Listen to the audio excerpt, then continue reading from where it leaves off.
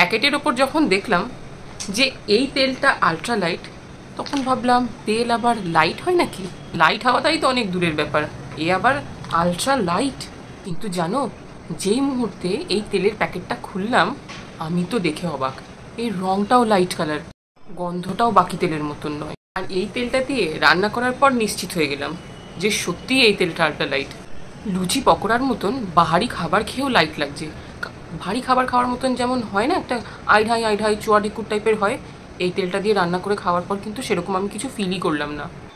আর এই তেলটা না একদম চিপচিপে নয়, আবার রান্না করার পরও দেখছি খাবারে বেশি তেল টানে না। আর এতে আছে ভিটামিন ডি, যা হাড় শক্ত করতে খুব কার্যকারী।